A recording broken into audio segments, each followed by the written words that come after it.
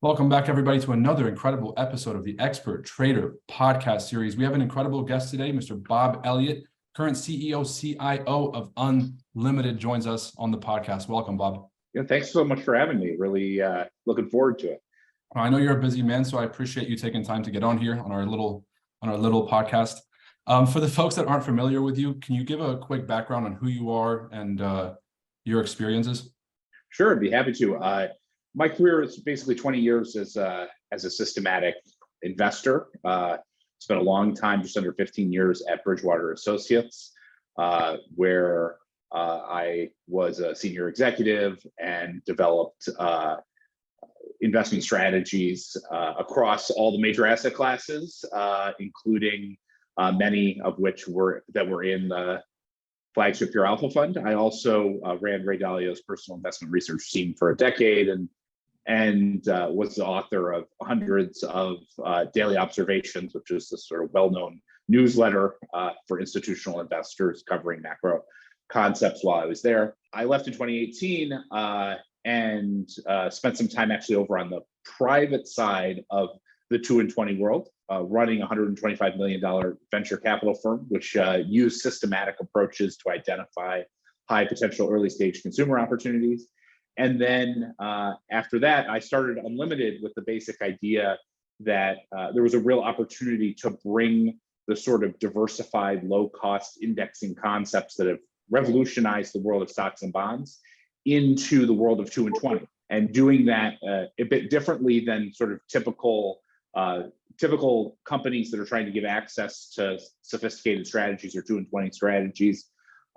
Instead of investing directly into those products, we instead leverage technology and our expertise as having developed proprietary strategies in the 2 and 20 world to build products, ETF products that basically look over the shoulder of investment managers, see what they're doing in close to real time, and then translate that understanding into positions in liquid securities, which we then use to back our ETFs. And our first product is the HFND ETF, which launched about 6 weeks ago out there on the market. All right. And very humbly kind of rolled over the fact that you were also magna cum laude, Harvard, right before you were at Bridgewater.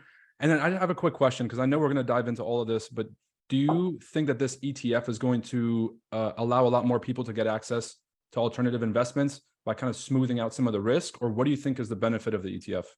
Well, I think we talk to lots of individuals and financial advisors who want access to alternative investment strategies and hedge fund strategies. And most of them are seeing basically the only access that they have are to small funds in typical LP structures that lock money up and charge high fees, frankly. And so we designed HFND as an ETF because we thought that product, a diversified, lower cost index style product that was in an ETF wrapper would be advantageous basically for all investors. It would be a product that all investors could use. And so far, when we go out to the market and talk to advisors and individuals, they see that it really fits. It fits a demand, and it addresses many of the concerns or the troubles that these investors and advisors have with existing 2 and 20 products, because it is lower cost than what they see. It is frankly a lot easier to buy. You just buy it on the exchange or in any of the investment platforms that are out there. And they appreciate the tax advantage structure that an ETF provides, which frankly is the best structure for investors in the day-to-day. A big part of your explanation has to do with fees. And so it kind of seems like this has been a topic of discussion. We've had a few folks on this podcast that, because a lot of our listeners are retail FX traders. And so kind of like the hidden hand that people don't really see are the fees, whether it's spreads, swaps, and everything in between.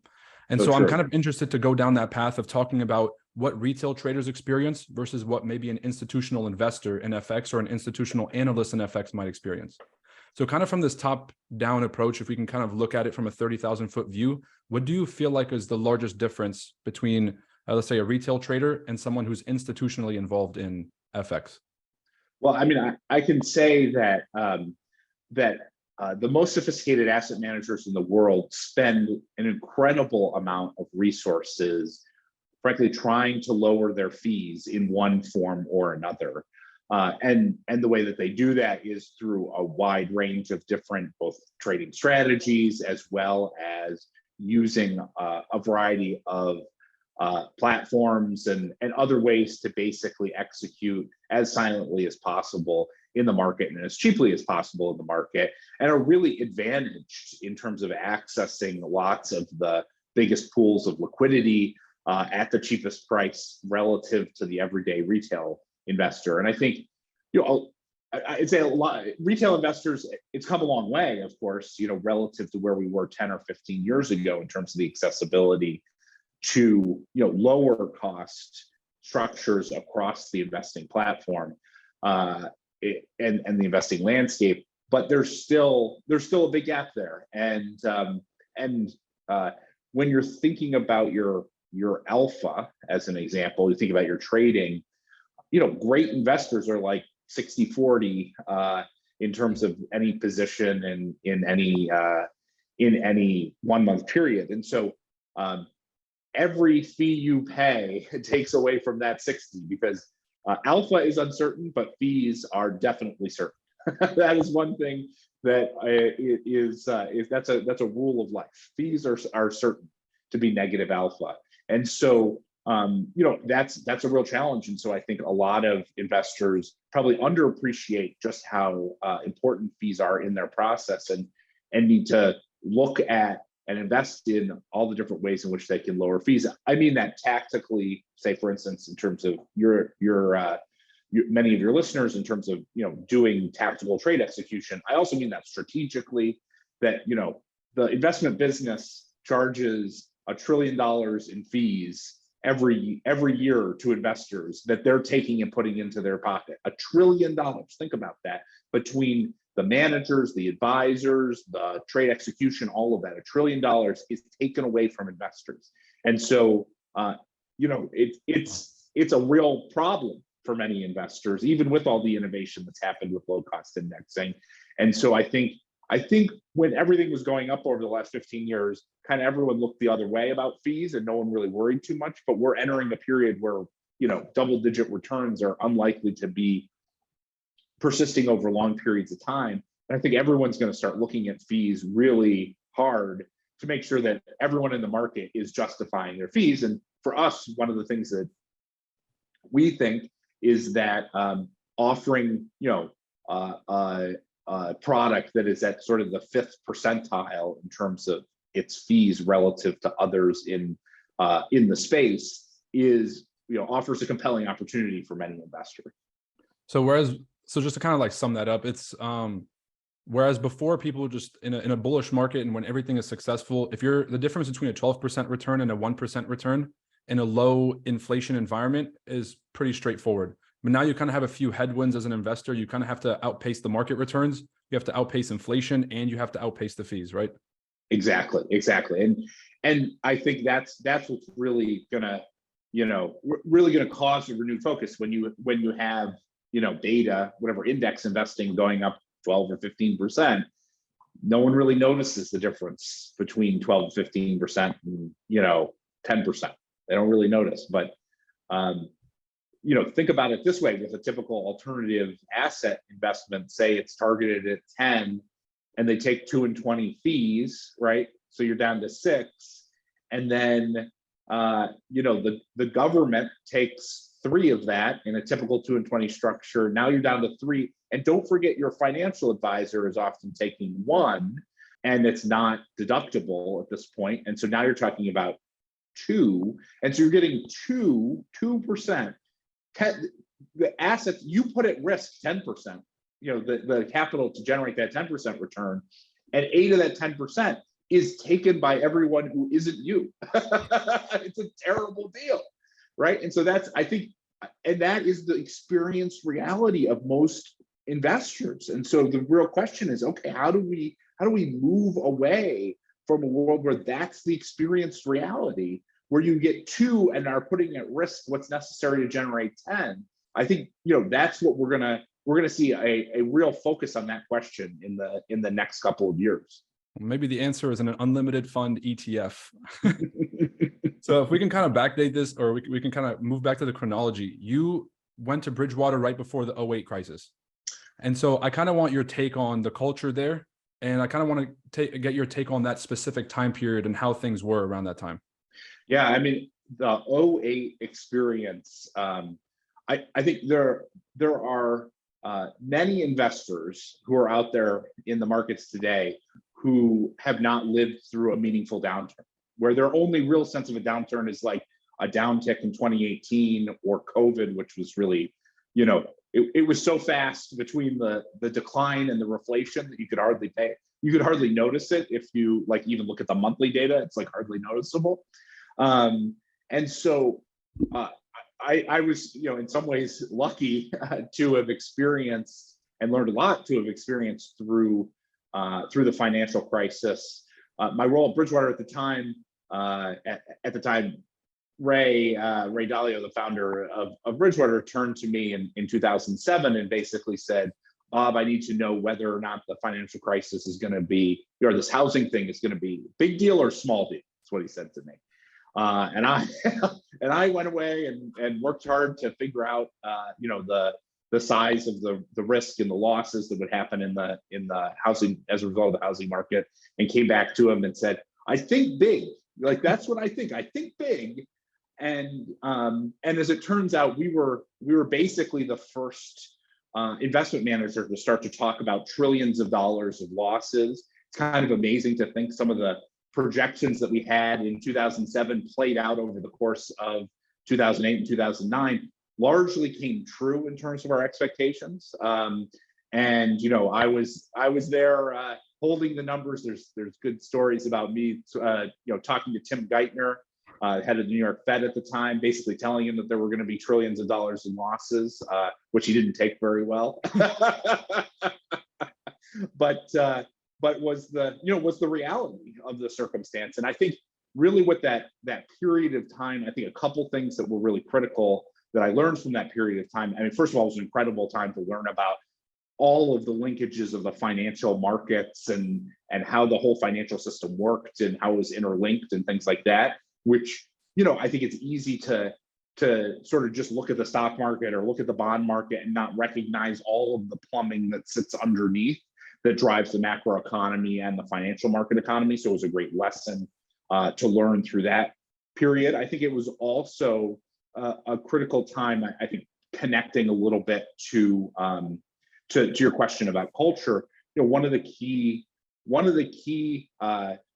aspects of the Bridgewater culture is a recognition in terms of a acknowledgement that you may not know things, and that's totally fine. What matters a lot more is going out and exploring and gathering the information that you need to better understand. And I think that was really a core differentiator, frankly, for where we were and where I was at the time, relative to many other places. Many other places were working from conclusions and then coming back and trying to support conclusions that they had determined.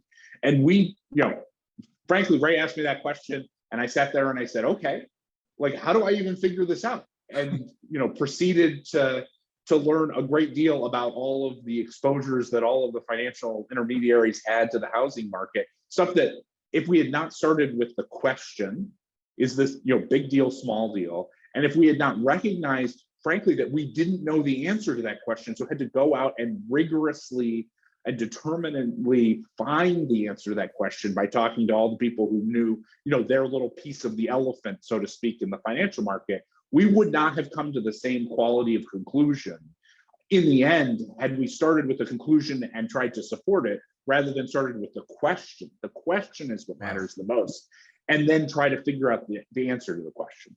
That's absolutely brilliant. It seems like top practitioners in every field kind of have a sense of humility, of admitting what they don't know. It's kind of like that famous Ray Dalio quote, which is, it's not about what you know, it's about how you handle what you don't know. What you don't know, exactly. And the wonderful, I mean, obviously the people who are listening to this are trading financial markets and into financial markets. I think one of the beautiful things about financial markets is that is that there's so much that you don't know. It's great because you're constantly have the opportunity to learn new things about how the financial market works, and how asset markets work and how they play out. And like, as an example, we've been through, most people who have traded through a period of time which was, a low inflation, high monetary stimulation period, for the last 15 years. And then boom, we get an inflationary cycle. And it's like a totally new environment to learn about, to think about, to wrestle with. And, I think one of the key things, as that differentiates between the most successful traders and less successful traders is you going into that experience with a lot more questions than answers, and trying to explore those questions to try to get to answers, and frankly recognizing that you're going to be wrong a whole heck of a lot. Even the best are wrong all the time, and using those times that you're wrong to learn incrementally to get better and better and better. Because the best traders that are out there are not traders that are right regularly, all the time. They're not those folks. That's an illusion. That's impossible. You can't be right all the time. The best traders are people who are right a reasonable amount, have a bit of edge, acknowledge their shortcomings, learn from those shortcomings, and evolve and improve over time. Those are the best traders that can durably create value over time. That's absolutely brilliant. This is like the historian nerd in me, but what did you see in the 2008 or in that research period of 2007 when you went out there? First, I'm interested to figure out, where did you start? Because you said, where the heck do I start? Well, where did you start? And what did you see? And I guess a part of me wants to know, what did everybody else miss? Yeah, well, I think, where do you start with that question? At the time, the core question was, what did the banks hold and what did those assets look like? And I think one of the things that and there were a lot of very, very smart people, both in equity coverage and in macro, who were each sort of looking at their one piece, right? So that someone who would, like, as an example, someone who understood exactly what Goldman Sachs was holding well, and exactly what, Morgan Stanley and Bank of America, et cetera, were holding well. They really understood that very specific piece of information. And then there were people over here who were, say, the RMBS, the RMBS traders. And they really understood their market very, very specifically, and the drivers of those. And a big part of what we were able to do, I think, from the benefit of the more macro perspective, is to say, okay, well, what we can do is we can understand what's happening with the assets from the asset traders, and we can understand what's happening with, who's exposed in what way from the individual analysts on the individual financial intermediaries. And it wasn't just the banks, it was the insurance companies and all sorts of other places. And we can understand the macro environment from the macro folks who study the housing market, housing experts out there.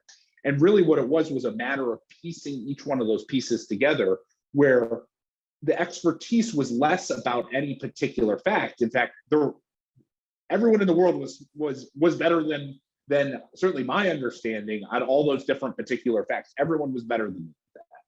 But what we were able to do was take that understanding and put it together, and frankly, like, add it up in a way that no one really at the time was necessarily adding up. It was too much driven by top down, frankly, like cliches. The housing market's never that bad. The bank, there's no way it's, AAA RMBS is going to be fine. It's never defaulted before.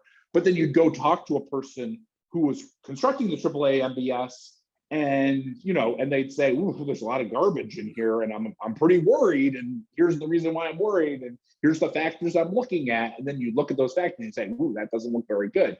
And so that was really what what I was able to do, was stitch together that expertise across a whole bunch of different areas, bring it together in a way that could then, at a macro level, understand, was it 50 billion, 100 billion, 500 billion, trillions? And when you added it all up, it was kind of amazing. We had this, simple, like adding up all, here are all the financial intermediaries, and here's how much they're going to lose. And maybe it was, right, wrong. And there's obviously lots of imperfections, but look, you totaled that up and you looked at the bottom number and you were like, that is a big deal. And that's really that's really at its core what we, when we went out and talked to policymakers and other people in the market, that was painted a very compelling picture for them, was bringing together and stitching together that sort of synthesis of all the different underlying pieces. So once you find out something is structurally wrong and you find a lot of these flaws, do you guys, did you at the time get more defensive, or did you try to find opportunities to play against this? Because I'm assuming in 2007, it wasn't obvious what plays you could actually, some of these instruments to protect against the downside didn't exist. Were you guys defensive, or did you try to look for that opportunity? Yeah, I mean, I think that sort of understanding for a systematic investor can play through in a bunch of different ways. And so, it was a key input into a whole bunch of different positions, whether you're trading the bond market, the stock market, exchange rates, credit, all of those things. And so you could imagine how that understanding basically, would flow into a variety of different views and positions about that.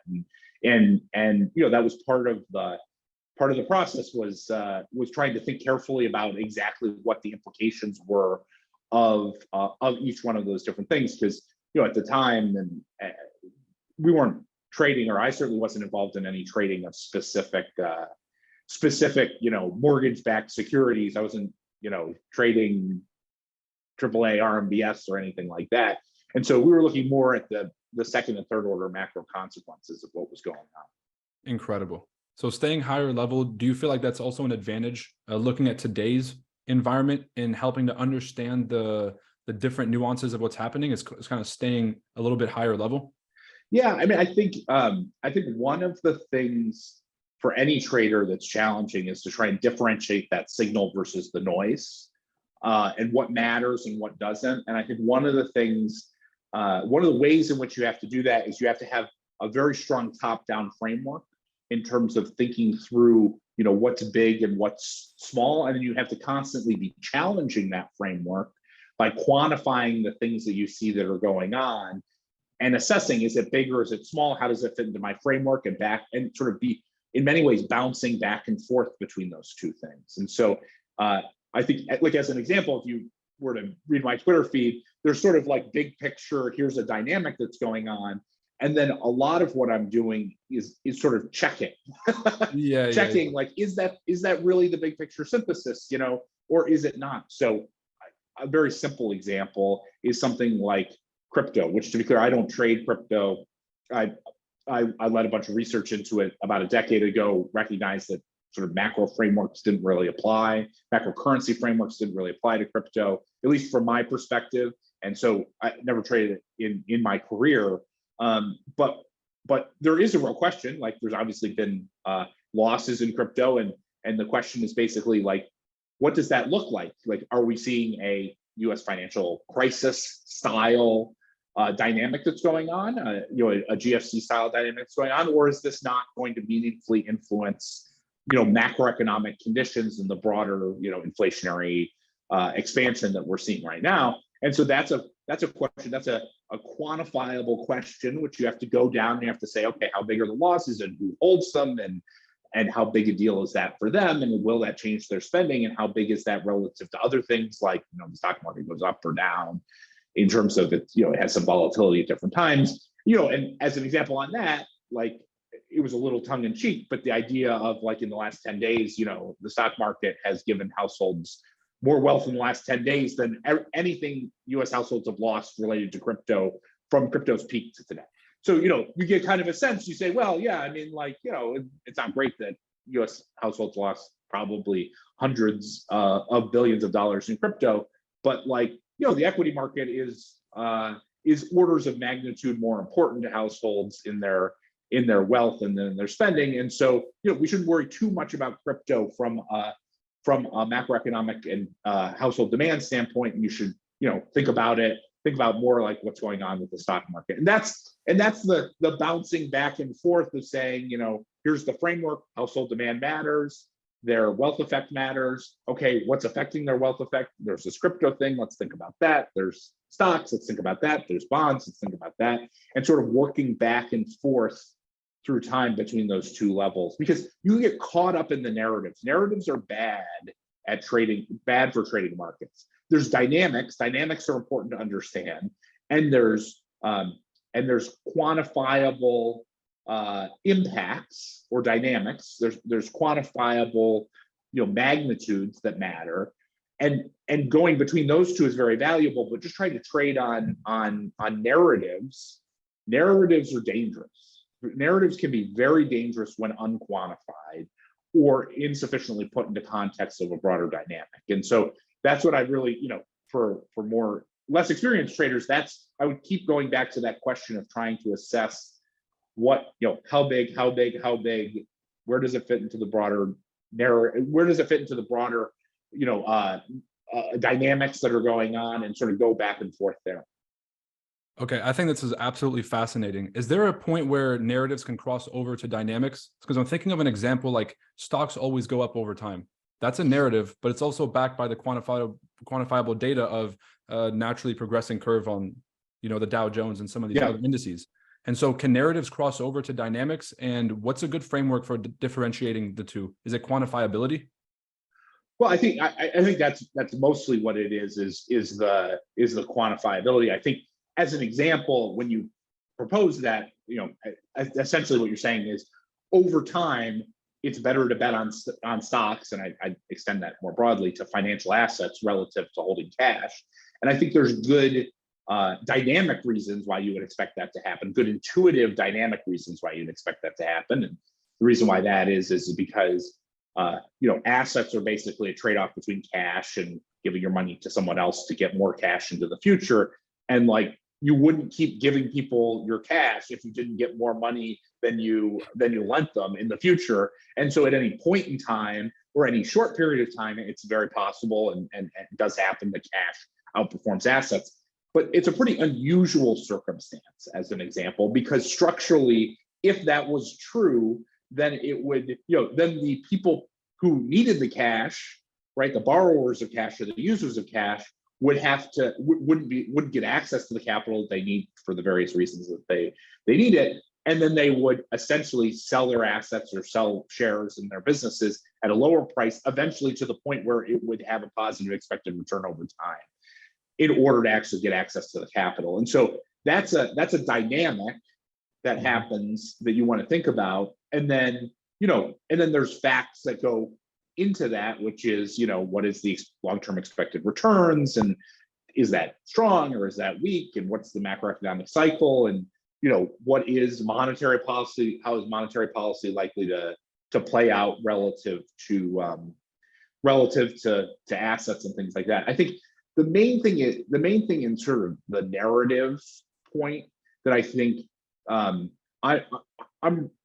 relatively new to the Twitter world and sort of seeing what's out there in the commentary. It's all narrative driven.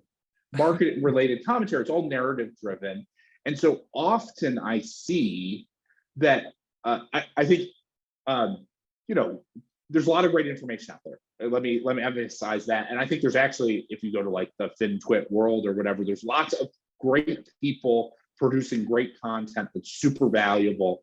But there are also a lot of people who are looking for clicks and likes and stuff like that, and provide information that is highly, highly misleading. And so, like, as an example, I'm sure your listeners have heard a fair amount about like how credit card borrowing is surging in the United States. This is like everyone loves to talk about credit card borrowing. But they don't contextualize it, which is, it's gone up $200 billion in an economy that's $25 trillion. And they also don't, so it's tiny, you're irrelevantly tiny. And second of all, they don't appropriately acknowledge that, of course, borrowing balances are a nominal concept. And when inflation's rising at 10% a year, nominal revolving balances will go up 10% a year, just in nominal terms, because like the amount of dollars that you're spending on stuff just goes up 10% because inflation is up 10%. And so your revolving balance on your credit card effectively goes up 10%. And so, those are not very good stories for the narratives. They're actually quite sober, analytical, and boring. It's like, well, actually, when you think about credit creation, you have to think about it in the context of overall GDP. and now people are dropping off of this podcast because they're bored to tears by what I'm talking about. But macroeconomic assessment is sober and it's quantitative in the context of intuitive dynamics. And frankly, it's not clickbait. Good macroeconomic understanding, good macroeconomic commentary is not extreme. It is not clickbaity. It is not, it is not a chart with a line going plummeting to the depths of despair. It's like there's nuance and there's calm adding up of various pieces and cross-cutting dynamics that don't all point in the same way. There's a lot of ambiguity. There's a lot of uncertainty. There's wrestling. Like that is what good macroeconomic understanding looks like. And I think there's a lot of good stuff out there. There's a lot of good people who bring that to the table. But there's also a lot of people who are, whether or not they're purposeful in it, are, more inclined to just look at a big line in the context of a narrative to try and tell a story rather than, do a sober analysis of what's going on. For sure. I think Twitter is kind of a microcosm of society where it's a lot easier to put things into binary buckets, us, them, red, blue, whatever it is, because it's easier to make a decision that way. But I think that what you just said is extremely important. First off, I have a lot of faith in our audience. They're definitely still around. And I hope so. You're on the right channel, Bob. You're on the right channel. And I just believe that, what you just said about like the fact that people need to be willing to go into the nuance and some of the boring stuff, not the headline narratives, to be able to find the information, I think is very key for identifying signal versus noise, which is something you identified earlier. And if you think about the way you generate alpha is by being smarter than other market participants. And I actually think the world of Twitter and narratives and, clickbait and all that stuff, for the disciplined, sober, quantitative oriented trader, there has never been a better time to trade markets, right? Because if you can be disciplined and serious and nuanced about how you're trading, you have one hell of an edge relative to 90%, 95% of the people who are out there who are trading with rocket ships on gut narratives that are out there. And so it's actually like a really good time, a really, really good time to be a trader if you can approach trading in that way, in a disciplined, diversified, quantitative oriented, preferably systematic, and it doesn't have to be building beautiful AI algorithms, but it can be just using a systematic approach that helps you continue to be disciplined. There's a lot of great opportunity there. So kind of, I do want to ask you about kind of how things have changed since 2008. So sort of in this hyperinflationary environment, this QE world that we've lived in, kind of how market dynamics have changed. But on the topic of narratives, I actually have a pretty interesting question for you. What narratives are currently around today that to you are obvious red flags? Because I think that you've built a sense of intuition, like you said, like what's a big deal, what's a small deal. Yeah. Do you see any prevailing narratives today that just you have a gut feeling that there's something wrong with them? Well, I think one of the prevailing narratives that certainly is held by some subset of people who are out there in the market is that the U.S. economy is in shambles, which is not true at all. The labor market is secularly tight. We're having a bit of talk about nuance. It's like, well, what's going on is when you look across sectors, there's been a bit of moderation of earlier cyclical sectors that are still operating at relatively high levels and have moderated very, very slightly to, close to zero to slightly above zero growth at very high levels of output for the most cyclically leading sectors. And then actually what's happening is for the less cyclically leading sectors like traditional services, they're actually operating at a high level and growing quite fast and seeing some of the tightest inflationary pressures. Like, that's a complicated lens of what's going on. And then we're going to take that lens of what's going on today and we're going to move it through time. And the reality is, we don't really know exactly the sensitivity of all of these different sectors to the tightening that has transpired, to the asset moves that have happened. And so it's not really clear, probably the economy is going to slow down at some point, and we will see some labor market weakness, which will help moderate the inflationary pressures, but we don't actually know exactly how fast that's going to be and what the lead lag times are. And it could be 12 or 18, even 12 or 18 months. And that's a long time to wait for a recession. Mm-hmm. And I contrast that to, people who will show you a chart of NAHB, and show that there's a plunging, interest in purchasing homes, and say the economy's dead, we're having a terrible recession, everything's dead, prepare for the worst. And that's just like not true. And I think part of the issue is for people, frankly, who have lived through the COVID period and even 2008 to some extent as your formative cyclical downturns, you basically haven't lived through a traditional macroeconomic downturn dynamic.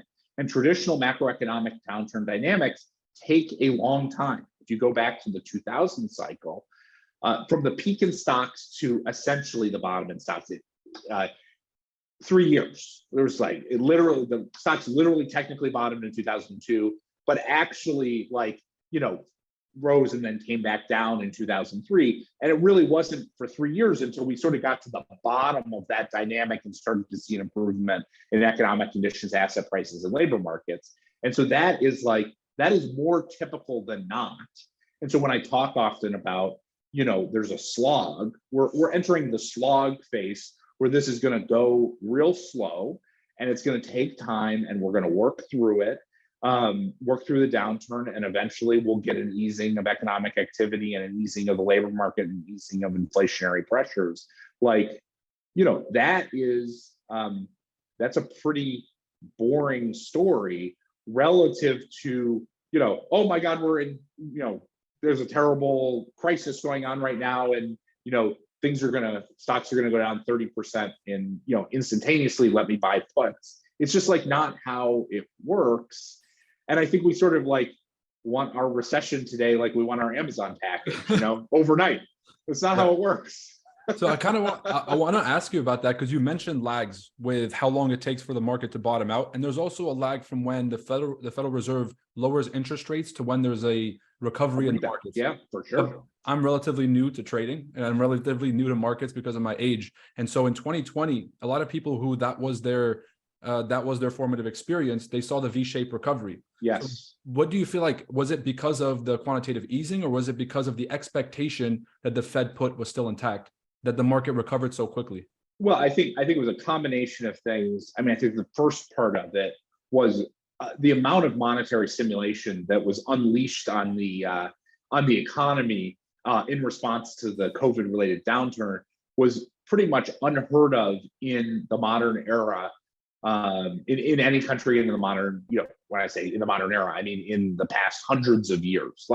So what you saw was an incredible depressionary force, right, where basically a third of the labor market went offline instantaneously, and then you saw the most massive monetary stimulation in modern history, which created a rebound in asset markets. That's kind of what was going on there. And so that wasn't a typical macroeconomic cycle where the typical macroeconomic linkages hold. It was instantaneous depressionary shock met by an instant, almost, a 15 days later, almost instantaneous reflationary effort by the Fed. And so if you think about typical cycles, I think it's important to sort of think through the linkages. So right now, as an example, inflation is relatively, it's elevated relative to what is desirable for the Fed and the Fed's target. Okay, good, that's what's going on. So how do we bring down inflation? Well, in order to bring down inflation, what you have to do is you have to bring down nominal spending.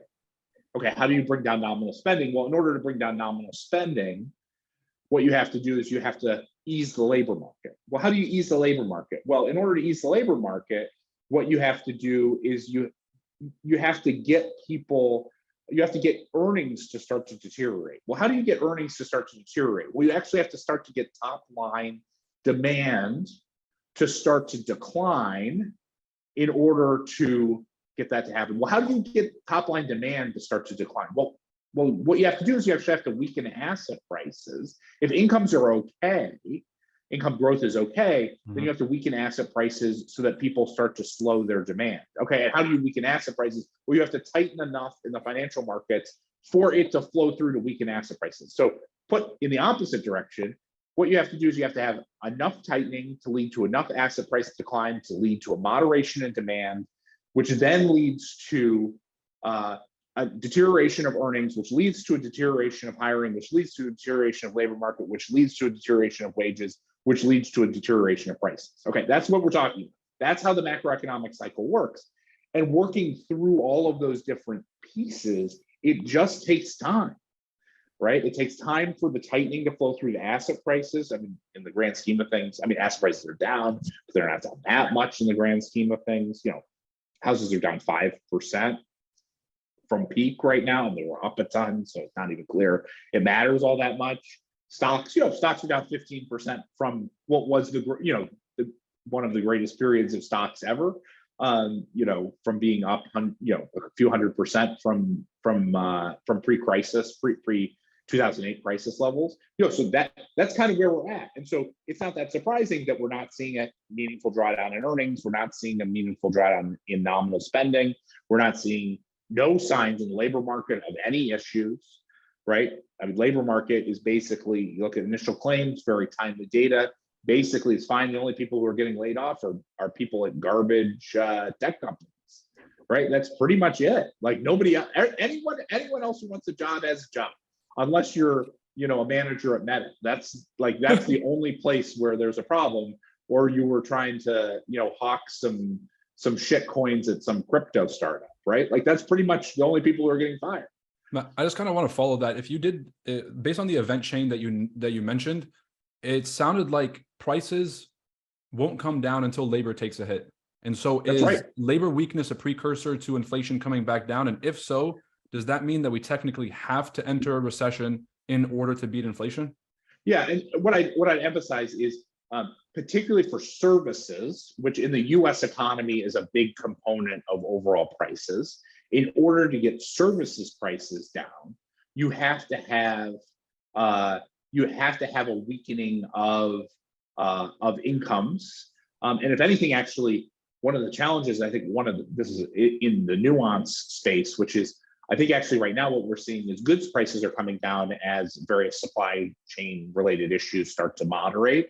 And I think it's actually quite an interesting thing, because what we're actually seeing is not that overall spending goes down when goods prices go down. What's actually happening is as good prices go down, then people start to move their spending over to services, and services prices are being elevated. And that's because overall nominal incomes are growing at too fast a pace relative to what's desirable in terms of nominal spending for what's desirable in terms of nominal prices. And so anyway, that's a nuance, but you talk about sort of the nuance of how this all fits together. What it highlights is, sure, you can resolve some of these goods related supply chain issues, but wages are rising at 7% annually in aggregate across the economy. If wages are rising at 7% annually and your productive capacity is not growing at a similar pace, which it's certainly not, right? Certainly when industrial production is basically at peaks, when unemployment rate is basically at peaks, like we can't like find any, there's no more capacity in the labor market or in production, right? There's no more real capacity that exists. And so it goes straight to nominal spending because you can't increase real output all that much at these levels. Right. And so the only way to slow nominal spending is to slow wages. And the only way to slow wages is you have to deteriorate the labor market. It's the only way. And so going to your question, like, is there going to be a recession? Like any person who thinks that there's like, yes, of course, there has to be a recession. That's the way it works. Like, I think it's a real misunderstanding that we could just sort of, it could all sort of work out where inflation just falls and no one has a problem, and we operate at this high level of this low level of unemployment, this high level of capacity utilization, and there's no inflation and growth is great and everything works out. It's just like not how macroeconomies work.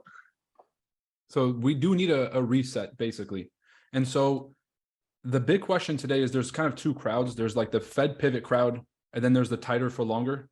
And if you call them the pivoteers versus the higher for longerers, right? Yeah, basically. And so in either camp, they're sort of betting for or against Jerome Powell remaining hawkish or just sort of changing his tone. Do you think that there's a certain level of, let's say when labor finally starts to take a hit, and you posted a chart, I think it was today, about the unemployment rate and about how it was low comparatively. So at what point do you think that the Federal Reserve is going to pivot? Is there a specific target range for unemployment, or is it just more so a rate of change? So if things happen too quickly, too fast, then the Fed has to step in. Yeah, I mean, I think the Fed, it's important to recognize when you're thinking about the Fed, to put aside how you think they should manage policy, or how they ought to manage policy. Put that aside, it doesn't matter. However you think they should or ought to manage policy is irrelevant when you're trading markets. I'll put my pivoteers hat to the side for now. Right. It's irrelevant. All right. What matters is how they will manage policy and what criteria that they're looking at in order to determine what their criteria are that they're looking at to determine their decision. And then step two is to understand what their reaction function is. And so, I think, again, this is a bit of a more nuanced point, which is, I think neither the pivoteers nor like the Chairman Powell is going to raise interest rates to 7% in the next quarter. I think neither of those paths make any sense. Like what's happening is the Fed has applied a fair amount of monetary tightening, both through QT and through the rise of interest rates, presumably through December. You got like 500 basis points of interest rate rises and a pretty good QT hitting the market.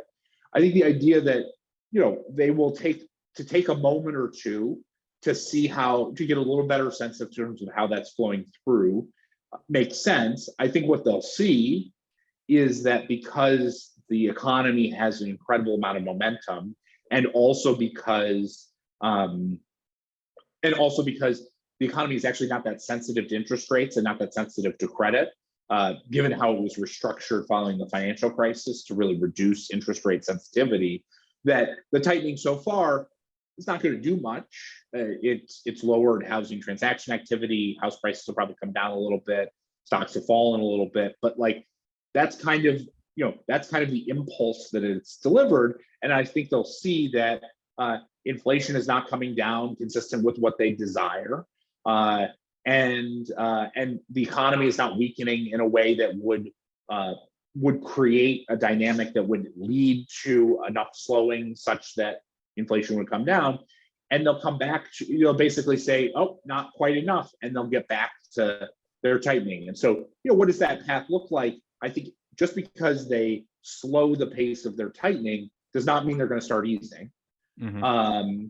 And just because they slow their pace of tightening doesn't mean that they're not committed to delivering the type of tightening that is necessary to bring inflation down to their mandate. So both of those things are true. And so the path is kind of in between those two things, which is they will probably, the terminal rate is probably higher than currently priced, particularly if you look at, end of 2023 in terms of where the current market pricing sits. You're starting to price in cuts into the back half of 23.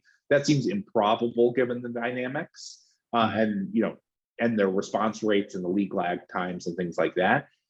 They'll probably be higher than that, but they're not, bringing rates, to the moon instantaneously. Okay, so I guess it's a pretty good. Oh, I actually do want to touch back on the Fed Bullard statement from today. So you mentioned the 7% instantaneously, Actually, before that, before I get off this point, this might be an oversimplification, but the way I kind of understand it, and just so I can kind of translate to some of the crowd, inflation is kind of cancerous. And so unless you get rid of it completely or you make a sustained effort to get rid of it, it's always going to resurge. Is that a good way to think about it, or is that oversimplification? No, I think few people who are trading markets today have a visceral understanding of what an inflationary mindset looks like. And that inflationary mindset is one in which your expectations or your uncertainty around the future change in prices meaningfully influences your current economic behavior, and frankly, like disrupts your current economic behavior in one form or another. It can happen in small ways, like someone puts in a contract that 12 months from now, prices will rise 10%, and it causes you to hesitate to sign that contract today because you're like, 10%? You got to be kidding me. That seems weird. And I'm not sure 10% is the right value for the rise, a year from now.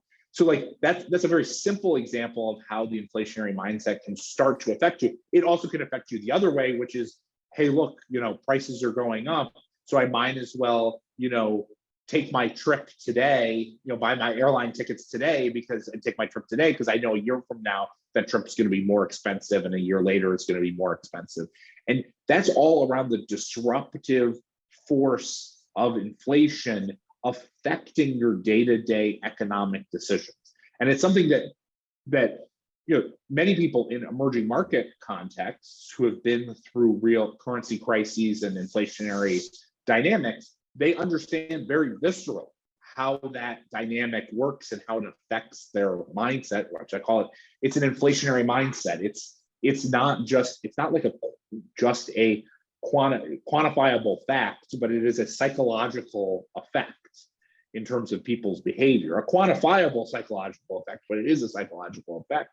And so I think that's really the dynamic, is when you have inflation that is elevated for a sustained period of time, it starts to influence your economic decisions. And that influence in your economic decisions starts to cause people to make trade-offs or decisions that frankly are unproductive decisions, typically unproductive long-term decisions about how they should operate. And that's why you don't want inflation over the long term.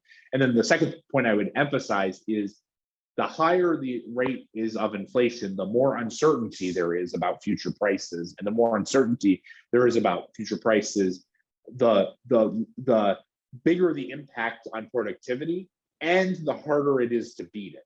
And so Powell, for instance, if you go back to the Jackson Hole speech, has talked at length about how it can be, you need to break the back of inflation early because otherwise you have to do more. And it's kind of amazing if you go back and you read Volcker in the 80s and what he says about how the dynamics work.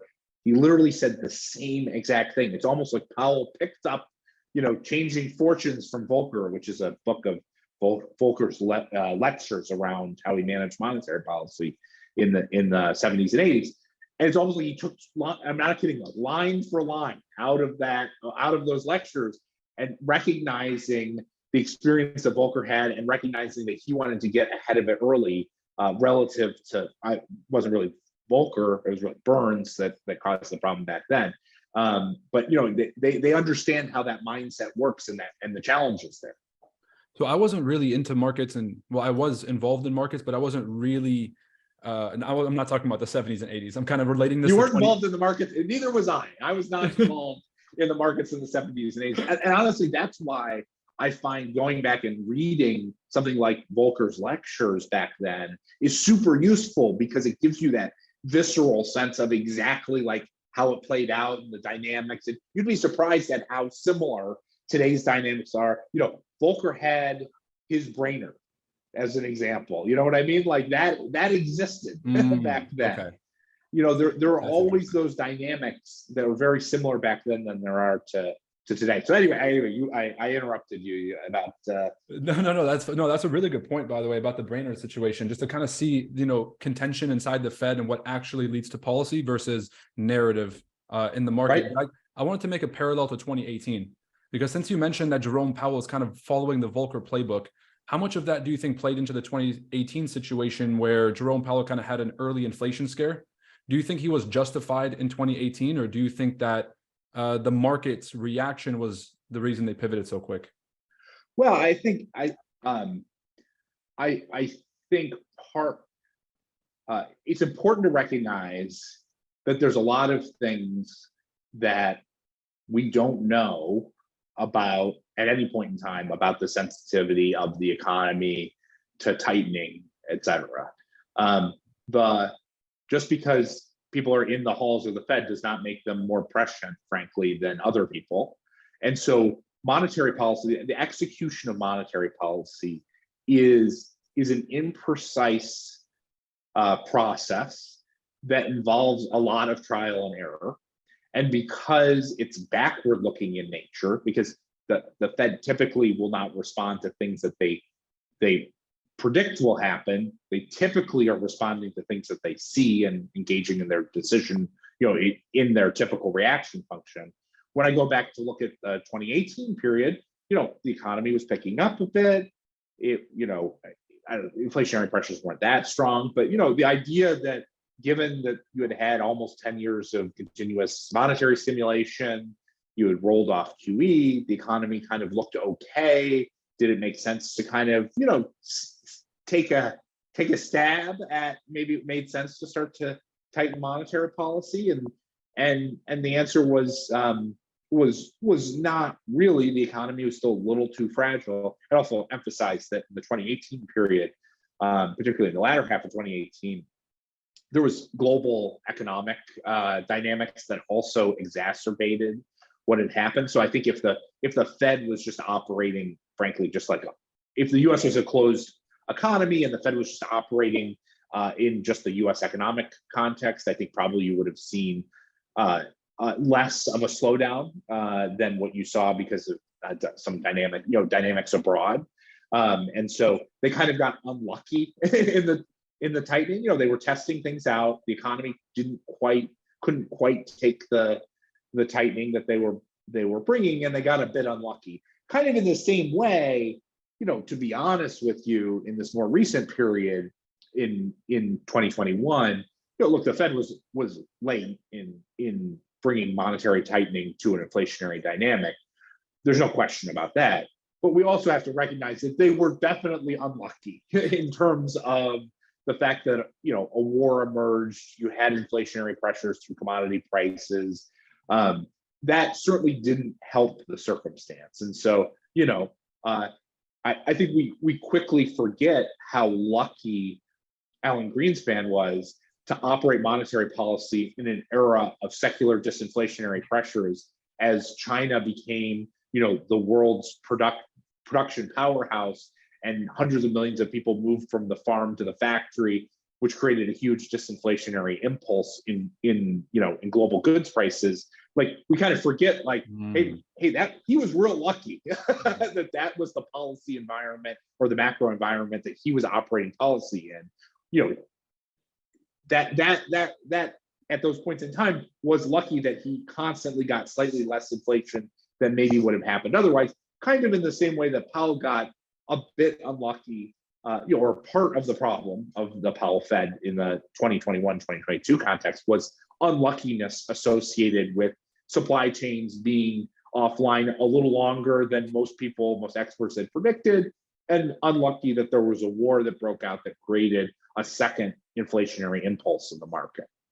But if we kind of walk it back, so let's say that in 2018 and 2019, maybe there was a chance that we could have unwound some of the some of the inflation that had been created through QE pressures. And then since 2020, since the pandemic, the unprecedented amount of money that was introduced into the system, do you feel like it is possible to go back after that? Or do you feel like the amount of damage it would cause to the economy to go back to a pre-2020 environment is just not possible anymore? Yeah, I think this is a bit of the art of navigating the economy through monetary policy. I think a big part of the 2021 dynamic in the post-COVID dynamic, a big part of it was the fact that that there was massive fiscal stimulation, which created a much more direct impact in terms of demand on the economy, like, real economy demand, spending on goods and services, and that created, that created a lot of the frankly, the money that was available in people's pockets to be able to spend, which created the upward inflationary pressures in those dynamics. And were it not for the fiscal pressures or the fiscal stimulation, the pretty massive fiscal stimulation that occurred, we probably would not have seen nearly the extremity of the fiscal or of the inflationary dynamic that we're seeing right now. And so, where does that leave us on a forward-looking basis? Like, we're going to have to unwind. So, first, we have to stop the fiscal stimulation, which is not totally done, in the sense of, it wasn't that long ago. I mean, how many months ago were we wiping away student loans, which isn't that big a deal, but it is a marginal stimulative effect. It wasn't that long ago when we created the Inflation Reduction Act, which was incrementally inflationary in the short term, and stimulative in the short term. Like, we're not helping ourselves in this dynamic in terms of continuing to operate fiscal policy in an expansionary way. It's not helping. It's not unusual. Typically, fiscal policy in inflationary periods is actually positive, which is annoying to the central bank and requires even more tightening than they would have to do otherwise. So it's not unusual, but it's not helping. So we could do, it would be helpful if fiscal policy would be less expansionary or even tilting towards constrictive. Will that happen? Probably not. And then that means we've got to lean on monetary policy. And, the thing I would emphasize is it took a lot of monetary policy, a lot of monetary stimulation, just to get the relatively mediocre demand that we saw emerge from 2010 to 2019 up until the COVID period. And that's because it speaks to the fact that financial asset prices, lifting financial asset prices, is not a very good strategy when you're trying to get real economy demand. What's a much more effective strategy is, frankly, fiscal policy. On a forward-looking basis, it's reasonable to expect that we're going to have to see a fair amount of asset price deflation in order to flow through into the economy, in order to get people to stop spending. And that's going to take a while. I think that's what we're learning. Is that a psychological dynamic? So if people's assets are depreciated and they feel poor, they spend less? Yeah, I mean, that's the classic wealth effect, is the way to think about it. I think the main thing with the wealth effect that folks often will forget is the thing that drives the wealth effect is not the value of stocks or your house from the peak point. It's not how it works. The wealth effect is much more, I'd say, sort of slow moving than that. And so it's much more, your parents and their retirement account. What does it look like? What did it look like relative to a few years ago? They probably didn't even look at their retirement account when it was at peak, right? It's just like not how people operate. They're kind of looking at their through time savings. They're looking at their future spending patterns, and they're saying, what does my current savings look like relative to my future spending pattern? And the reality is, like, their houses are basically at all-time highs and up 40% from pre-COVID levels. The stock, there's the value of their stocks are up meaningfully from pre-COVID levels. Like, that's kind of the challenge, is like, no, actually, from a balance sheet perspective, debts, most households who have mortgages refinanced into extremely low rates and are, have that booked for 30 years. Like, for the typical household, like, the balance sheet's looking pretty good, and it's actually looking a lot better than it did a few years ago. And I think often people will focus on, well, this ticked down and that ticked down, from the extraordinarily high peaks, and miss out on the fact that what drives the wealth effect is like this sort of this slower moving average understanding of their balance sheet dynamics. And And that's kind of the challenge the Fed faces, which is, like balance sheets are pretty good. Households are in pretty good shape. If you're an employed middle-class person with a mortgage and 401k, you're in pretty good shape in terms of your overall economic position, and in much better shape today than you were 2 years ago. I'm having a field day with this conversation, by the way, Bob. At any point, if you have a hard stop, just go ahead and let me know. I will. I'm having obviously there are some dynamics in the world that aren't that positive, but I'm so interested in these topics, and somebody as informed as you being able to break these things down, I think is super helpful, especially right now, to kind of cut through a lot of the narrative and to get to the signal here.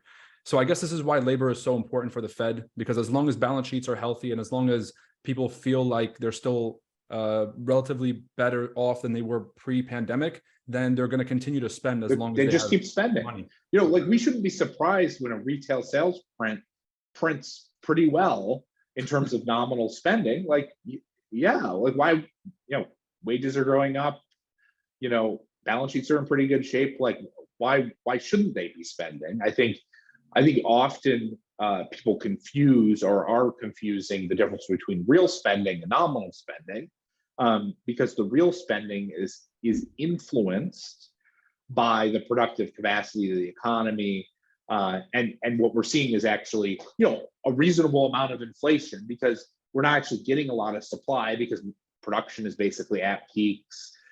Unemployment is basically at lows. Like there isn't a lot of incremental supply. So while there's actually a lot of nominal demand because of the nominal position that most households' balance sheets are in, there's not a lot of real supply that can meet that nominal demand. And so the outcome is kind of what you'd expect, which is real growth is modest, but nominal growth is basically as strong as it's ever been. It's down. I mean, it was like extraordinary in 2021, but it's still like very, very strong in 2022. And these dynamics, it's gonna be hard to upend those nominal spending dynamics. So if a lot of the inflation that we're seeing is supply side, are there any major things that you look at, or is okay? So I guess I can ask it this way. It's not really. I mean, it's supply side in the sense that there's high nominal demand, and what's happening is there isn't a lot of supply to meet the high nominal demand. And so I think it's like supply versus demand thing is like not at some level it's like both, right? Because if people didn't have the balance sheets and the incomes, they wouldn't be able to spend as much nominally as they are. And if there was more slack in the economy, you could pick up productive capacity and therefore increase the real output in response to the nominal demand. And so I find like trying to create an attribution as if it's some easily solved problem. Like the prices of any particular good or service or financial asset are an intersection of the supply and demand dynamics. And so what we're seeing in terms of prices is just that intersection. People have a lot of money and want to spend. The economy is basically at capacity, and there's not much incremental supply that we can produce in any way, shape, or form. Okay, that just intersects as low real growth, high nominal spending, high prices, prices rising. Like that's just the way it works. I appreciate you clarifying that. I do have a question about FX because I want to be respectful of your time, but I also want to make sure that we hit some of these key things. I'd love to talk about currencies. So what are the top dynamics that you're seeing globally that are impacting currencies? Yeah, I mean, I think we talked a little bit about the restructuring of the U.S. economy after the GFC, and in particular, creating much more robust financial intermediaries and really reducing the economy sensitivity, all sorts of different folks' sensitivity to rising interest rates, in terms of lengthening durations of borrowing, in terms of refinancing at very low rates, whether you're a household or you're a corporation, pushing out, in 2008, 50% of mortgages, give or take, were floating rate mortgages in one form or another. Today, essentially zero they're basically all 30s, 30-year conforming mortgages. Like we've really restructured the economy in many different ways to reduce the riskiness of the economy. Well, one of the effects that has, and I'm getting to currencies, I promise you, is that the US economy is much less sensitive to tightening than, say, the European economy or Australia or Canada or the UK, which for other somewhat random reasons mostly have relatively short end focused borrowings, particularly from households. So they have floating rate mortgages in one form or another, which means that their economies are a lot less sensitive, or a lot more sensitive to changes in short end rates than the US is. So that basically creates a very interesting FX dynamic, because you basically have a US economy that is not that sensitive to interest rate rises and the tightness of monetary policy, and these other economies that are very sensitive, which means that the US will probably be able to run much tighter monetary policy than those other economies for an extended period of time, which is dollar bullish. I'd say structurally dollar bullish. I think the other big shift in terms of how the macroeconomy and as it relates to currencies has shifted over the last 10 or 15 years is the US has gone from being a reasonably sizable energy importer to being a net energy independent. We export some energy, we import some energy, but on net, we're basically neutral. That's very different from the UK, Japan, the continental Europe, which is basically they're big energy importers. And so a lot of what's happened here is the acute squeeze in energy has created a dynamic that is much more structurally detrimental to those economies relative to the US, and essentially reprices the sort of neutral dollar level relative to those other economies at a higher level, because we are effectively more productive, because we don't have energy input costs as being a meaningful driver of our underlying economic dynamics, and so or our external balances, and so that meaningfully also supports the dollar. And so I say all this to say sort of like, yeah, the dollar's risen a lot.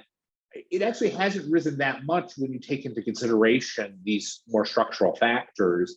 And so in many ways, the dollar relative to particularly European currencies like sterling and the euro doesn't look particularly overvalued. And certainly with this most recent sell-off in the last couple of days, it doesn't look that overvalued on a structural basis relative to what the nominal rates might imply. So just to kind of touch on that dollar dynamic, you said that we're at liberty to kind of continue to tighten more than other countries or more than other major economies because we have that leeway. At what point does the dollar tightening impact these other currencies and force them to continue to tighten?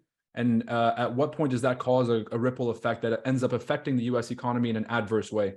So at what point does raising the rates end up biting the Fed in the ass? Well, I think many people who, for instance, have the 2008 dynamic in their mind are thinking about how the dollar's rise in 2008 created a squeeze for global dollar borrowers that created a ripple effect back into the US, but also just created a lot of terrible outcomes, macroeconomic outcomes for those borrowers. And I think one of the challenges, and one of the things that is often forgotten in that is the value of the dollar rising was not the problem. The problem was the financial intermediaries who had done a lot of short-term lending in dollars were broke and cut off credit. And because borrowing of dollars is like a short position, right? Because it's essentially selling dollars when you borrow dollars is a short position. What happened was a number of corporations and other borrowers in dollars globally essentially had to very quickly pay back their dollars, which created essentially like a short squeeze in dollars and drove the dollar higher and depressed their currencies. The dynamics of the market today are very, very different.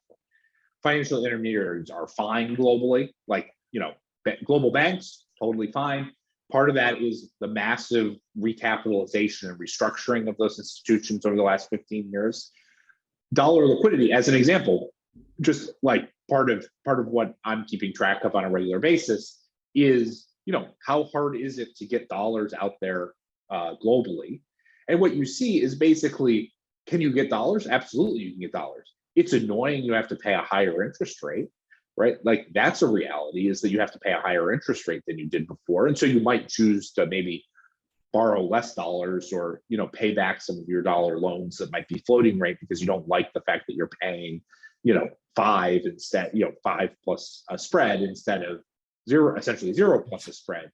But it's not like, you're not going to see that acute squeeze, because the acute squeeze was caused by the financial intermediaries. It wasn't caused by the borrowers. And so when we talk about what is the likely impact of the dollar's rise globally, I think the answer is not much. If anything, it is a bit stimulative to the rest of the world, in the sense of, they're cheaper on the margin. That's beneficial in terms of selling into the US economy. And so I think that the macroeconomic effect of being cheaper might even counterweigh or be a bigger deal for them than the impact of the dollar's price rise. Does that make sense? Yeah, it does. But that also leads me to ask about, because you did mention Japan, you did mention Europe, because since currencies are all relative, how much of the dollar or the DXY's relative rise is due to the weakness of these other currencies? I mean, it's for example, basically entirely due to the weakness. Go look at Brazil or Mexico. Those exchange rates, they're fine, right? If you just looked at those exchange rates, Brazil and Mexico, you certainly wouldn't think that there was a dollar squeeze dynamic going on. You certainly wouldn't think, honestly, that the dollar's up all that much. You know what I mean? So if we can kind of go deeper into the Japan issue, they're dealing with a certain dynamic where they're trying to either, I'm going to oversimplify this again, they're either trying to save their bond market or save the currency. Can you talk a little bit about the dynamic between a bond market and a currency, and Japan's situation specifically? Yeah, I mean, like, look, Japan has had deflation for 20 or 30 years. They have not broken through that deflationary dynamic. The BOJ is trying their darndest to, they're basically, the BOJ is running the easiest monetary policy that it could plausibly run in order to try to re-stimulate the economy. And like, at one level, trust me, things in Japan could be a whole heck of a lot worse if the BOJ wasn't doing what it was doing. But there are limits to monetary policy, which is once you basically make interest rates 0 across the curve, and once you basically buy every bond the government is issuing, like, what else is there to do? Not much from a purely monetary policy standpoint. I think the problem in Japan, to be frank, is a failure of fiscal policy for whatever political reasons. They've made a political choice not to stimulate the economy through demand, because you certainly can stimulate the economy through demand and generate inflation. Like, the US showed that it's pretty effective. If you cut everyone's stimulus checks and you engage in massive infrastructure investment and you forgive all the debt, it works. People's nominal spending goes up. How much of Japan's problem is cultural? Because in America, the productivity is kind of in a part of the American culture, whereas the Japanese economy, maybe it's over 20 or 25 years of that environment that become net savers, as opposed to, like, if you're going to give everybody in the economy money, maybe they're going to go out and stimulate the economy, or they're going to go and save it, depending on the cultural dynamic. Sure, yeah, but there are other ways. I agree with you that probably fiscal stimulus checks to Japanese households is probably not a particularly effective strategy. And actually, I was just writing about this earlier this week. The transfer payments, the fiscal payments related to the energy prices in order to subsidize energy prices over this period, that is the fiscal stimulus that's being done, in the primary, or the by and large fiscal stimulus that's being done in the Japanese context that they announced recently. Like, yeah, it's probably going to get saved and is useless. I mean, it's like maybe on the margin it's helpful, but like by and large it's pretty useless. But that doesn't mean that you can't, that fiscal policy is doesn't work. Like, it's not that Like it's almost not that hard. Like FDR showed us how to do this in the Depression. Like put everyone in the economy on the government dole and hand them checks to work, right? Like, and then people will start working and they will start spending, and then it will work. Build infrastructure. Like there's all these sorts of things that could plausibly be done, but for whatever reason, Japan has decided not to do them. And I think that is a bit, it's a political dynamic, it's a cultural dynamic. And so basically what they're faced with is for the BOJ to run the easiest monetary policy that it plausibly could, and it's just going to keep doing that because that's their job. They just keep running the easy monetary policy. And then the question is, someday maybe the fiscal policy will catch up, or maybe it won't, and you'll just kind of putz along. Like I'd also emphasize in the Japan story, like the outcome's actually not that bad. Like the employee population has come down a lot. GDP in nominal terms has largely remained stable. Productivity has risen. Like standards of living or per capita GDP have actually gone up a fair amount.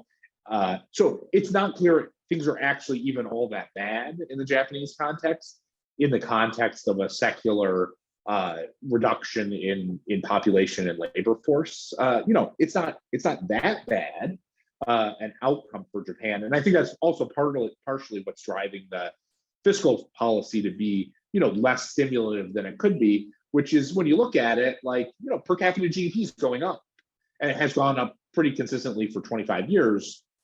That is not necessarily a bad outcome. I'm looking at a few different things maybe you can kind of shed some light on this, which is like, and speaking of negative rates and overprinting a currency, we're going to move over to Europe here in a second. But for Japan, there seems to be a declining number of young people in the economy and an increasing number of retirement folks in the economy. How much do you think that dynamic plays into productivity? Because China seems to be having the same issue. Whereas if you compare something like India, which has a rising population of young folks that can be productive in the economy, do you feel like that dynamic is going to play into the overall productivity?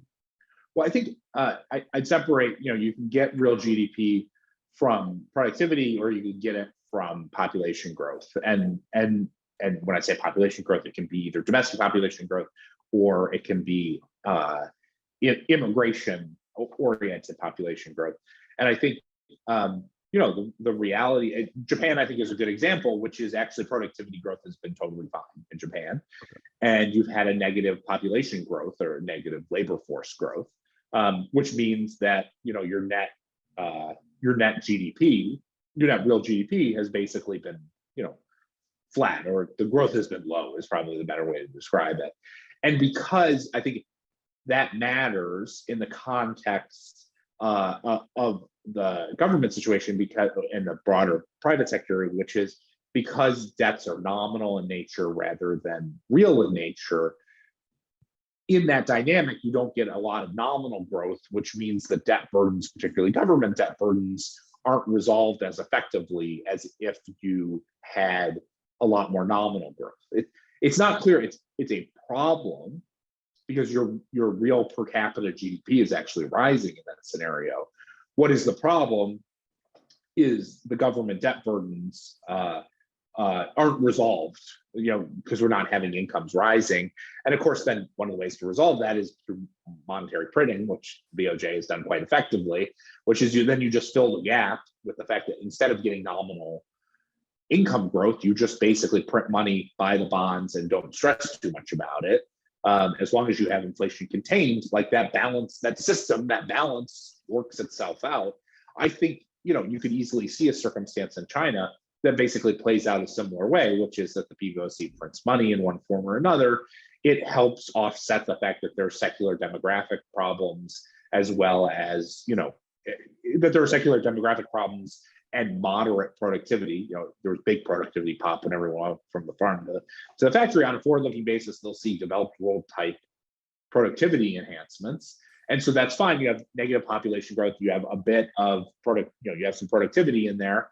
And you add those two things up and you get sort of low nominal real growth, low nominal growth, because you have weak nominal income growth. And then you just have to fill the gap with money in one form or another. And that's kind of how these things play out. And if you can sort of balance all of those different pieces, okay, then it works out okay. Like the Japanese currency is down from where it was at peak, but they're certainly not having a currency crisis, right?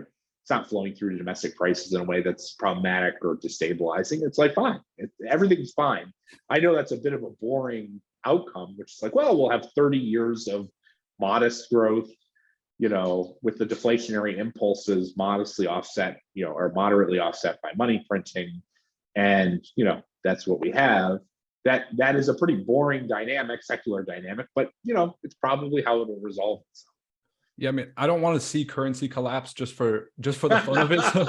So maybe boring is good in this scenario. Look, I could ask you questions about Europe and about all these different things, but I want to selfishly ask for the next 10 minutes some questions that I'm interested in, which is a little bit about your experience.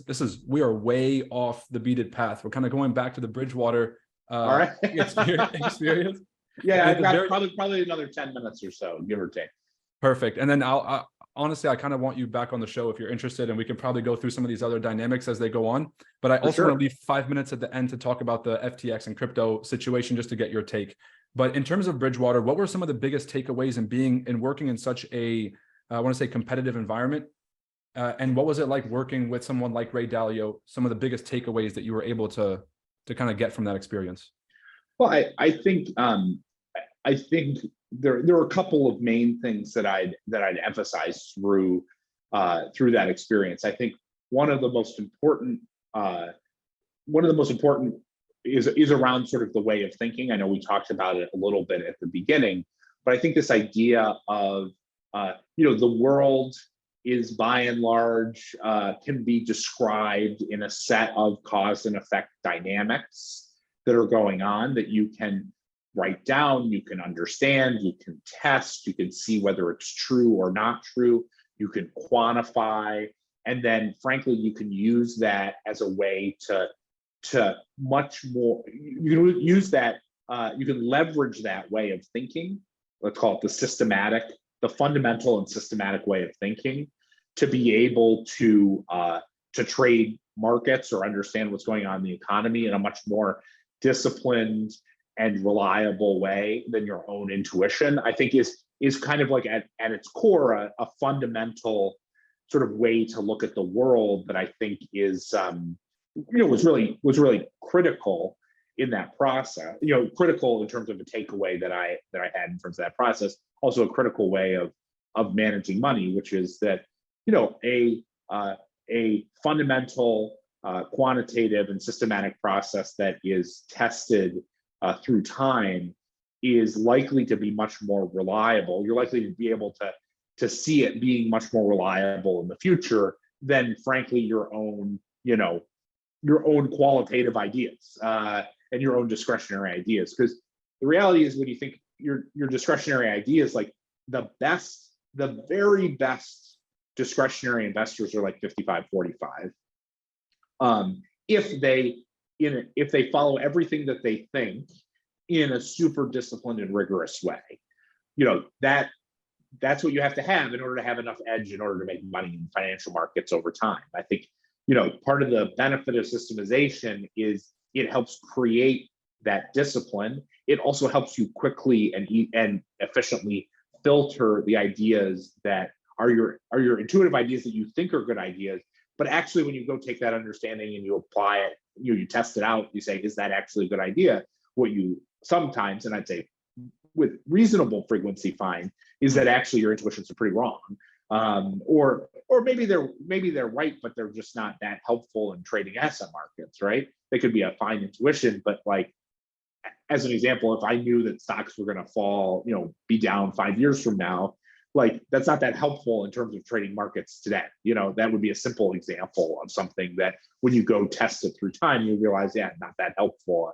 A 5-year leading assessment of stocks is not that great in terms of your day-to-day trading and the sort of ratio that you would get out of that. But those are, that's like a toy example, but it kind of gives you a sense as to often your intuitions can be not that helpful. And so that, I think, is a big part of it.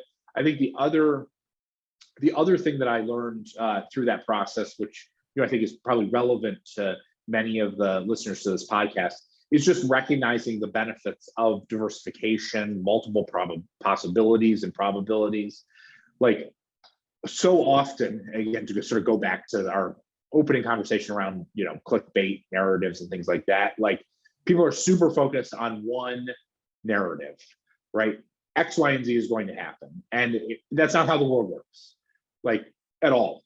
And excellent money managers, what they do is they think about a range of plausible outcomes, the probabilities of those plausible outcomes, and sort of put their money commensurate with what the probabilities of those probable outcomes are relative to what's priced in, and kind of say, where are the different points in that set of probabilities where I can get a little edge here and there.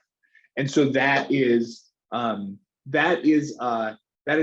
so far different from the idea that there is one path, which is sort of the modal path, and I'm going to like bet the house on the modal path. You might get it right, you might get it wrong. If you get it right, you're probably lucky, more lucky than right. And unless you think about multiple bets and multiple probabilities and getting edge in those multiple probabilities, the odds that you can repeat that outcome reliably over time is low. And so much better to create that process with small amounts of edge in a very diversified way, because you can keep playing that game over and over and over again, and you will probably have diversified edge, and you will probably, you know, make a modest amount of money reliably, which is a lot better than some small chance or modest chance of making a whole bunch and then losing it all over time. So probability weighted decision making, kind of having like multiple scenarios and then gauging the probability of those scenarios over time as more data, as you input more data comes in. And then very important is to then connect those probabilities relative to what's priced into markets, right? So it's not just what are the probabilities, but it's what are the probabilities that you see going on relative to what's priced into markets, in order to determine where do you put your bets, how do you distribute your bets in terms of where you have edge versus where you don't. So a simple example today, which I think is a really, which is really pertinent, is like, could we have a soft landing? Like, yeah, absolutely, we could have a soft landing. Like, that's not an impossible. It's by no means an impossible event. You know, it's an event of modest probability. You know, it's plausible but not probable. I think, you know, a hard landing is reasonably probable. I think the Fed chickening out and running money hot, basically, and letting the labor market run hot and inflation run hot, I think is a moderately probable event. But then so that's kind of the distribution. Let's call it 40, 40, 20. Let's just say, to oversimplify. Then what you do is you look at the way asset markets are priced today, and I see basically stocks getting, you know, stocks rallied a fair amount, are pricing in relatively strong earnings growth, you know, for you know, into the future. You know, the bond market has come down and is pricing in the Fed to pivot and start easing in the back half of 23. And I kind of look at that compilation of events, and I sort of say, well, it seems like the asset markets are pricing in like a pretty high probability of a soft landing. So let's call the markets are pricing in an 80% probability of a soft landing and a 10% probability of the other two options, to oversimplify. So what you want to do when you're thinking about your bets is you want to look at the 20% that you think is the probability that a soft landing actually happens relative to the 80% that is being priced in. And that's where your edge is, right?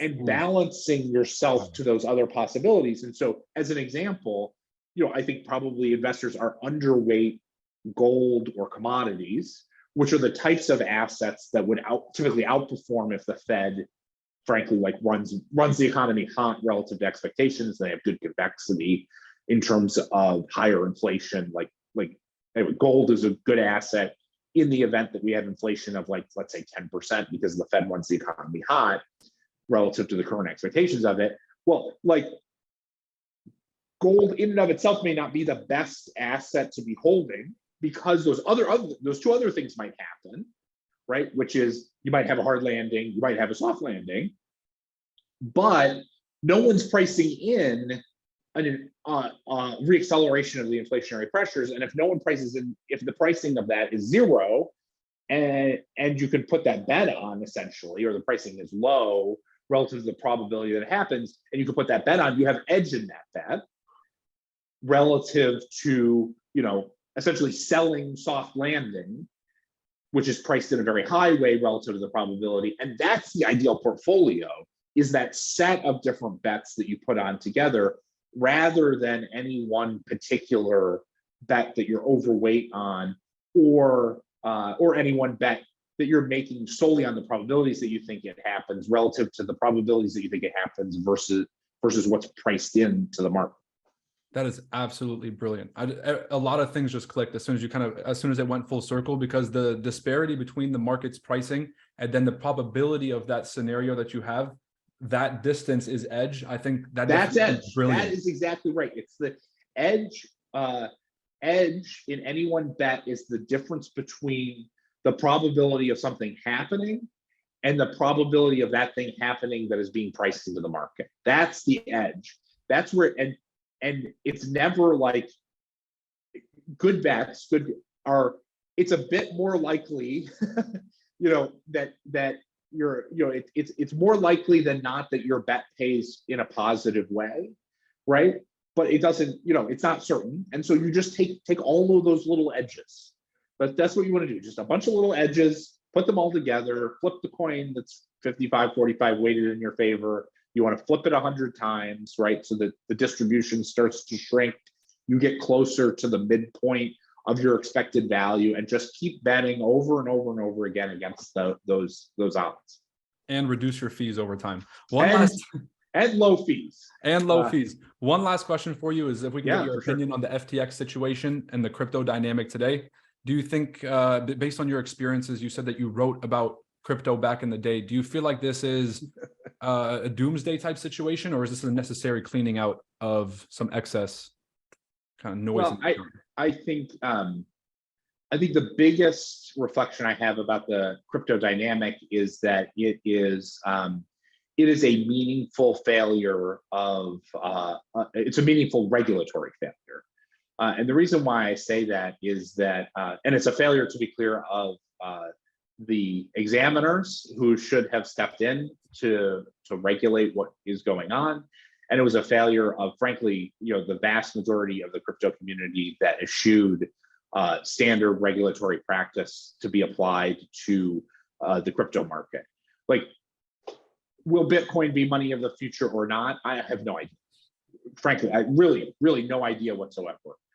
Do I think that there are many people who think that Bitcoin or the equivalent other coins are money-like instruments? Yes, absolutely. There's no question about that.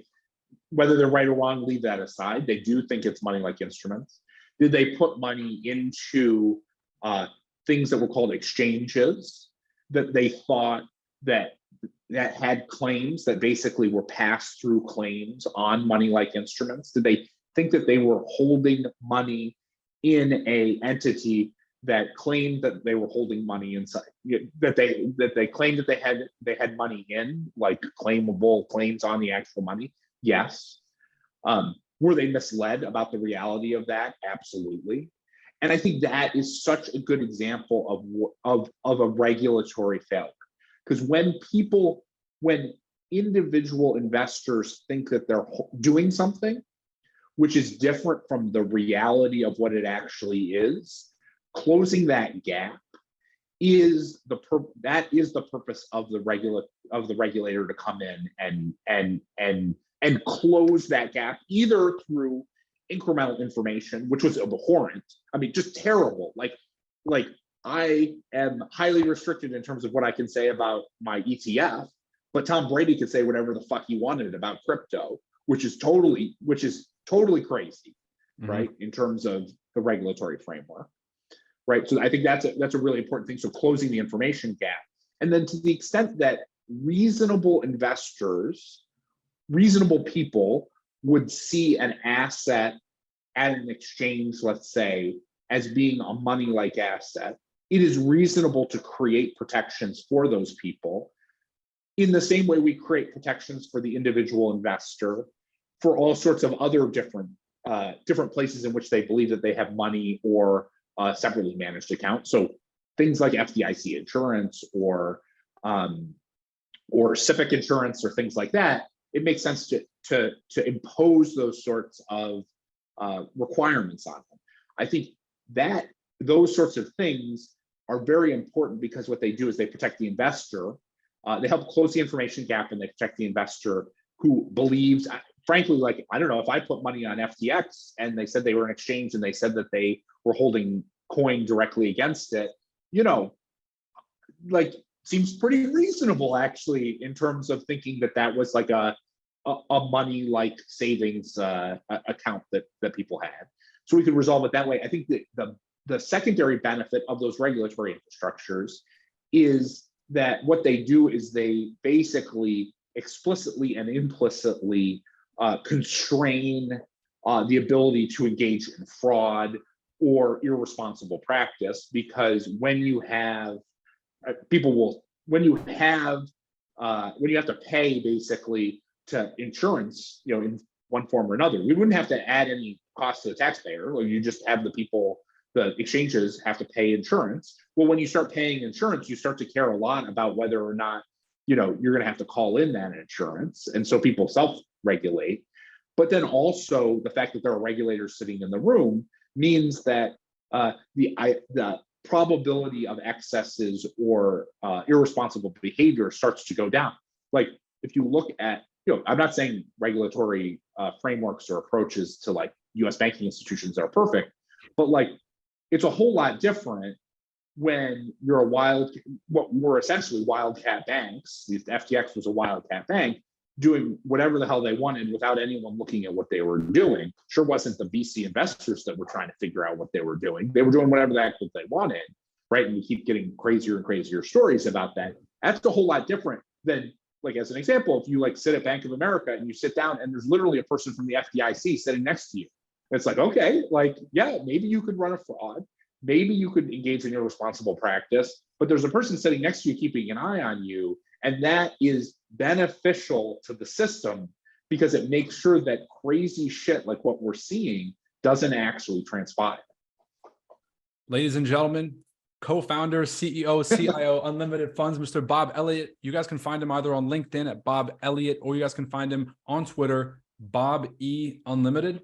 Bob E Unlimited. And if you want to learn a bit more about Unlimited or the HFND ETF as well, you can check out unlimitedetfs.com or look up HFND on all the standard trading platforms that are out there.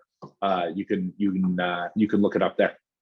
Oh, yeah, I forgot to mention manager of the HFND fund,